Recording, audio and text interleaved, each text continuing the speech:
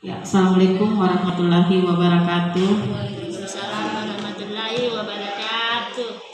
Terima kasih atas kesempatannya untuk membawakan materi pada Kombel di bulan Juli ini. Setelah kita merefleksi dari tahun lalu, banyak guru yang merefleksikan dirinya bahwa peningkatan motivasi belajar di dalam kelasnya kurang atau tidak meningkat. Jadi saya mengangkat materi ini, yaitu meningkatkan motivasi belajar di sekolah dasar. Jadi memotivasi anak-anak sekolah dasar untuk belajar adalah kunci untuk memastikan mereka sukses di masa depan.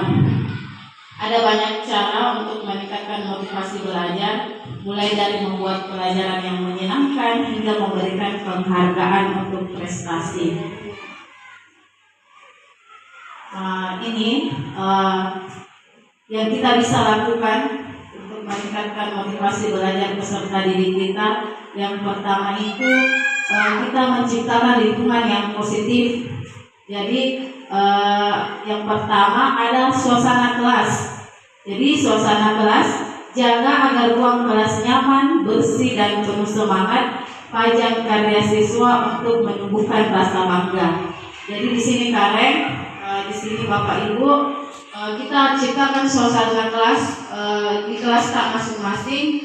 Bagaimana kelas itu nyaman? Artinya nyaman, tidak kepanasan, bersih, tidak ada sampah, dan karya-karya yang dibuat oleh anak-anak kita bisa pajang, jadi dia merasa dihargai hasil karya yang mereka lakukan.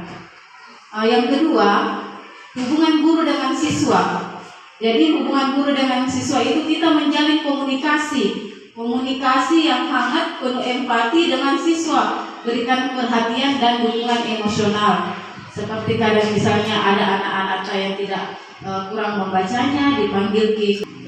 Kemudian kadang yang ketiga, kerjasama antara orang tua.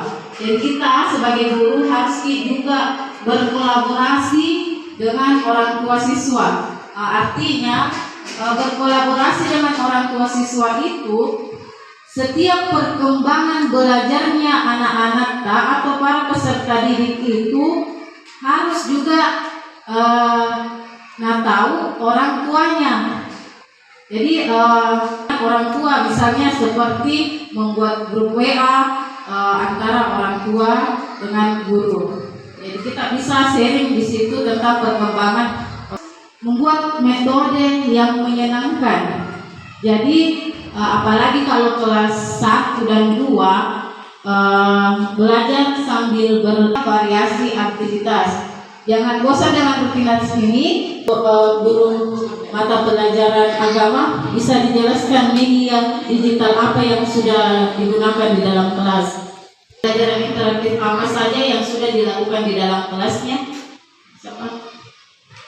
Kelas 1. Assalamualaikum warahmatullahi wabarakatuh.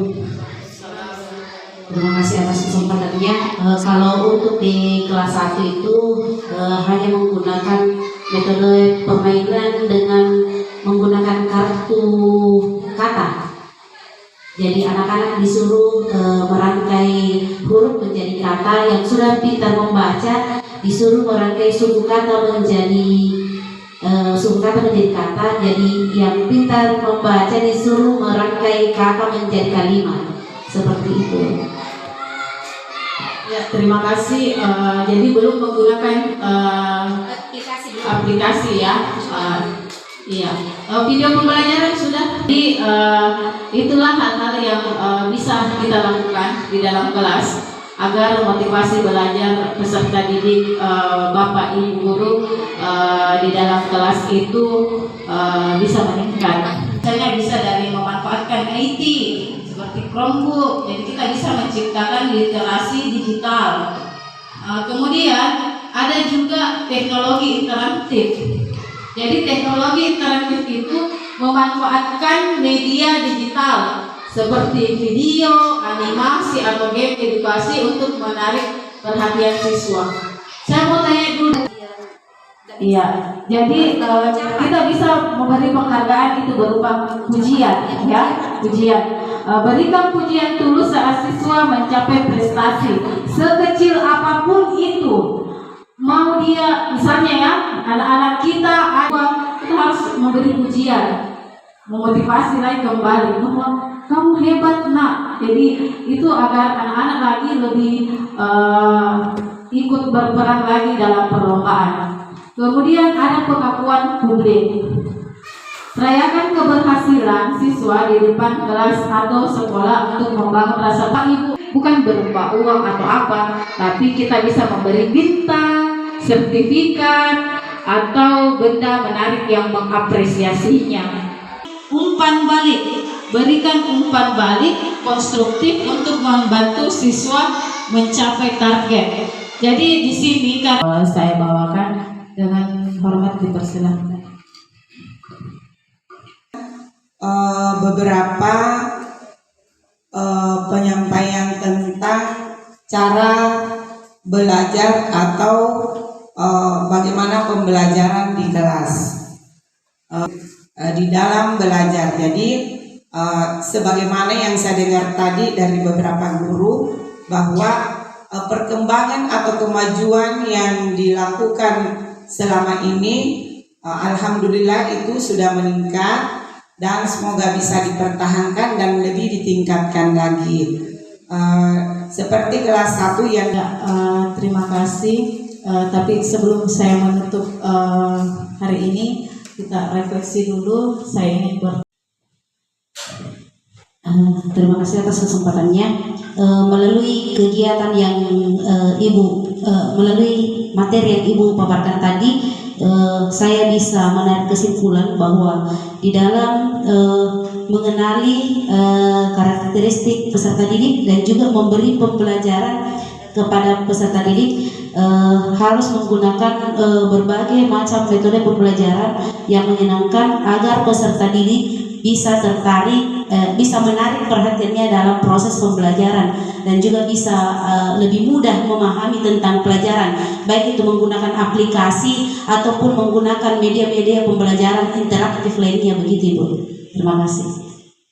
Wabillahi taufiq wal hidayah. Assalamualaikum warahmatullahi wabarakatuh. Waalaikumsalam Assalamualaikum warahmatullahi wabarakatuh. Tindak lanjut dari komunitas belajar yang dilaksanakan oleh Ibu Basarawati meningkatkan motivasi belajar peserta. Belajar yang dilaksanakan oleh Ibu Basarawati meningkatkan motivasi belajar peserta didik. Alhamdulillah saya sudah mengimplementasikannya di dalam proses pembelajaran, di mana saya menggunakan aplikasi Kahoot. Aplikasi Kahoot adalah sebuah aplikasi yang bisa digunakan untuk pembelajaran dan juga bisa bermain game.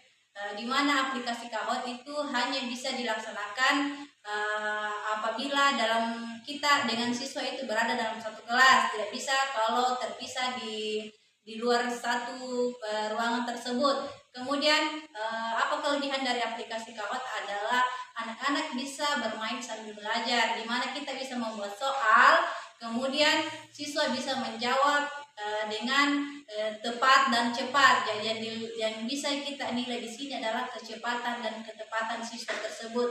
Kemudian nilainya itu bisa muncul di terakhir, dan kemudian ada podium, di mana podium 1, podium 2, dan podium 3. Jadi seperti itu. Terima kasih.